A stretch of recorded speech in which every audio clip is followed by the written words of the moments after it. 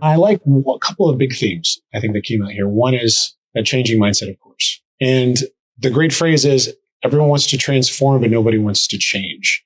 And I would love to hear some more of examples. There's a couple of really great ones out here about how you took a team that with, like you said, Travis, the momentum of the organization has moved teams and behaviors and processes in a specific way for months or years. How do you shake up the team, inspire them in some of the ways that you've talked about, and get them to be able to think fundamentally differently about how they deliver things from a process, from a communication standpoint, from a build standpoint? What are some examples that some of you have had in your own teams to be able to shake them up, inspire them, and move them in different directions? What's funny, the way how you phrase the question, people want to transform but not change. It's almost like when, everyone wants to live a healthier lifestyle but not actually do it. Yeah. And, we're all trying to figure that out. Yeah, everybody knows they should do it, right? So I think, when people get ingrained in and comfortable doing things a certain way, especially for a long time, it's very uncomfortable to change. I think it's just human nature to resist some change. But I think something to what we said earlier about connecting the dots and feeling the value for what you've done actually motivates people. Solving hard problems in a very innovative way motivates people. Honestly, I think we've settled several crises. Everything from Log4j that was last year to some big data center outages that we've had, within VMware. But what I've always noticed in every crisis is that the team rallies as if like they're just one gelled team. And it just shows how the relationship of the people really shines during these crisis moments. And to add on to what Jerry just said, I think one of the things that's sort of a natural progression coming out of the pandemic is having people in person, right? And that's really energized the teams. The collaboration has gone up. And they're able to respond right faster. Like you were saying, we certainly did it when we were remote, but now that we're together, I've been in war rooms in India, and seen the camaraderie, seen the response, and it's spot on. So I think that's been a huge boon for us.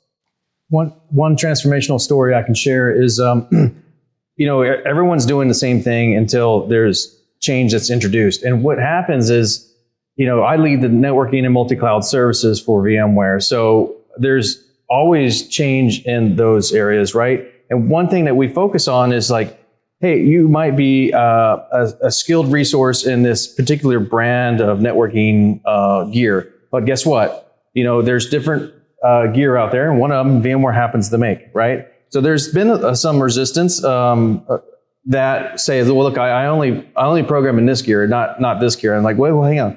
Back to Roopa's point, let's change your mindset. You make the machine dance to move packets from point A to point B.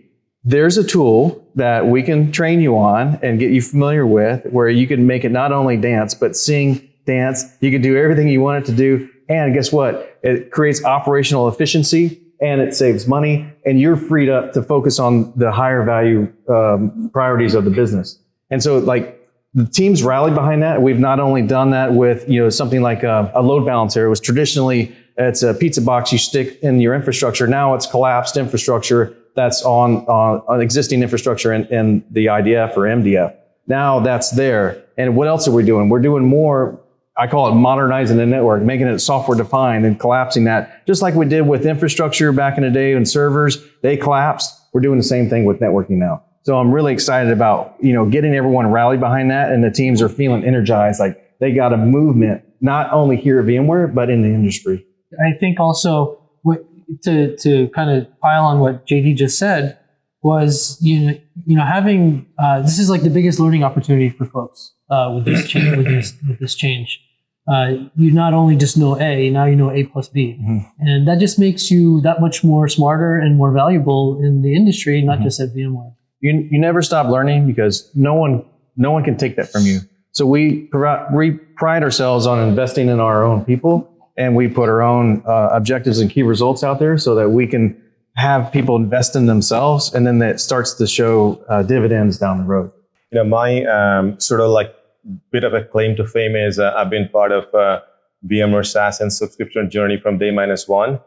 And I remember those days when we were in India about 5 years ago, 4.5 years ago, when the journey was barely starting. And I don't think VMware as a company believed in that journey to start with. And hence the employees did not believe in the journey.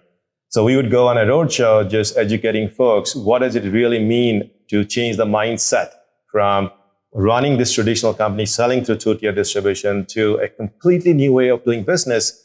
And we'd ask, how many of you are familiar with SaaS and subscription business model or the cloud business model?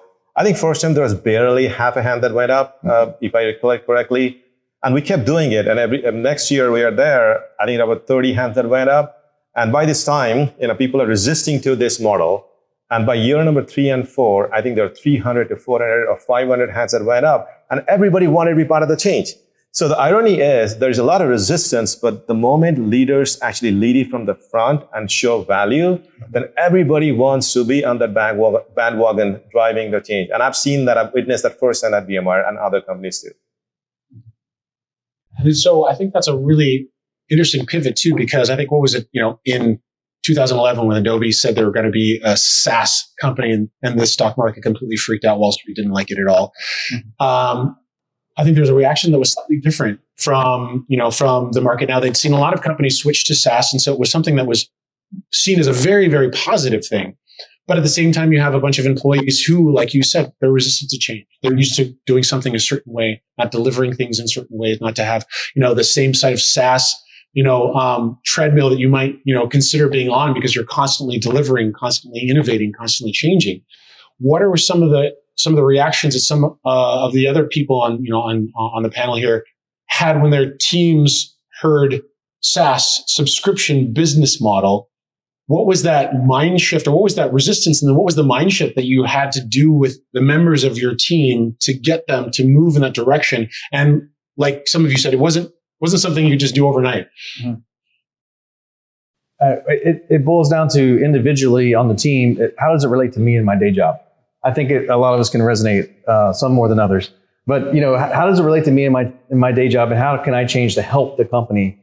And to be honest with you, some of the roles were a struggle, and some of them, a minority, it didn't apply to, but the majority it did. And we had to refocus their efforts and train them in a way such that here's how you do deliver in a SaaS and subscription with AAR focus. That's how we deliver now. Yeah, I would agree. I think the initial reaction for a lot of folks was like, I don't understand. Either I don't understand it, or I don't see how it connects to me. So there was definitely, some initial, like we provided lots of trainings to the team and stuff like that. And they were like, oh, really? Like, I don't know why I have to do this. And then some of them went through it and said, oh, now I get it. And some of them went through it and still said at the end of it, I still don't really get it. And for those people, I think it was important to figure out how it connects to them. And I actually think it connects to everybody. Yeah, it does. I don't care what role you're in. I think about some of our folks on our service desk, for example, right? And they're like, this doesn't apply to me. It's like, no, it does totally. Because think about, you get people calling you for help or support every day. And if that person has, their laptops down, just a simple example, their laptops down, and they have a really important call with a customer, or sales, a potential big sale that, they're working on, you can have an impact, a direct impact in how fast you get that person up and running, what alternative solutions you provide to them. So I feel like it is directly relevant to every single person. And I think as leaders, it's important that we make sure that all of our team members are able to make that connection. I think also the interesting thing too is IT, having run services for many years, many people didn't even realize they were already having that mindset. They just didn't call it that. Mm-hmm. So we've been running customer-facing portals for many, many years at VMware. We were actually the first to deliver SaaS services to our customers before our products were giving downloadable, shippable software versus running software in the cloud. We've been doing that for many years with the, high availability constraints and how do we keep the customer always connected and so on. So we just didn't call it that before, but they've been doing it. Once you connected those dots, then they realized, oh, I get it. Yeah. Yeah, that's a good point. That's a good point. More from engineering perspective as well.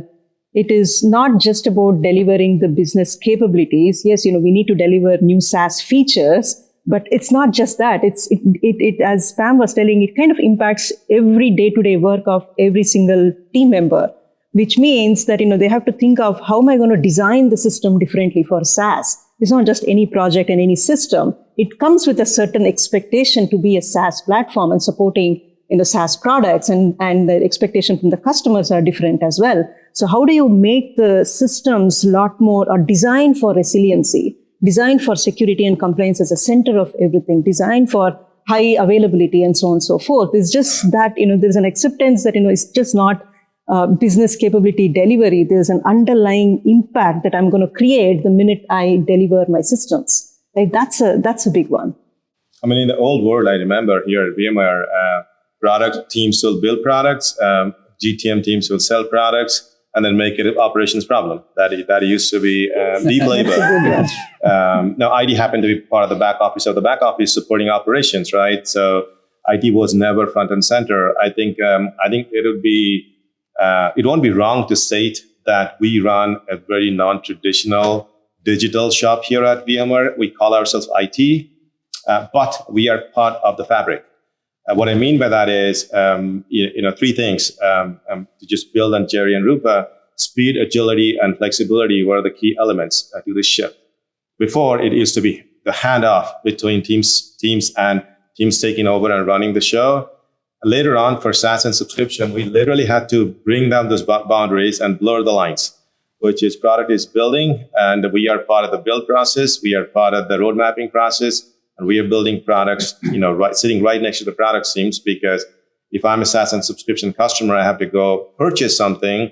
I need to apply a payment method. Guess what? That feature comes from us. If that isn't there, then there's not going to be any customer. So there are some fundamental changes, and we had to bring both the business units and go-to-market in harmony to work with us to ensure that features are delivered in a cadence as opposed to putting it over the fence. Mm-hmm. Yeah, I mean, I'll go back to what Pam was saying earlier, is that I think a lot of folks, or some folks, a portion of it, may have feel like they're a passive, passenger on this journey into SaaS, but we're all active. No matter what position you're in, what role you're in. For example, in my organization, we deal a lot with the customer from a support perspective, a data support perspective. So it's really on us to help that customer. So you could be a data support person sitting in Bangalore, but you have a real impact to, let's say, a person that, that's a customer in the Health and Human Services Department in the U.S. government, right? Those connections are real, and you're helping our customers on their journey. So no matter where you are in this organization, you have an active role in our journey. Yeah, it's not only an active role, probably in some aspects, we are driving this transformation end to end, right? Like Absolutely. Our product managers not only talk to all the products and see how we can standardize the SaaS offerings, and then talk to GTM and talk to marketing, talk to customer success, and just to see how we can kind of combine or kind of connect the dots across all of these cross-functional teams and try to build the end-to-end capability and drive that forward. So I would say in many aspects, we are driving the SaaS commerce transformation, and which is probably very unusual. So that's why Professor Satya was calling, we are not a traditional IT, and when we are driving a lot of things and taking the company towards this transformation. I actually want to give JD an opportunity to talk about Customer Zero and Customer One, because that is an example of how we are driving just like our customers, and we are the first examples of that within the company. And it's our whole V story. Yeah, VMware. I mean, absolutely. I lead the VMware on VMware team, which is how we share our product journeys with our own products to our customers who have similar challenges. In some cases we share an architectural framework about how to do things, with real world experiences. And, you mentioned Customer Zero, Customer One. We kind of distinguish that in two different aspects. Customer Zero is when we're well before the GA release of a product, and we're in a partner design or customer design phase where we're establishing our use case, we're sharing our the types of challenges we might encounter, and also some features and capabilities that we need in the product in order for it to be viable for VMware.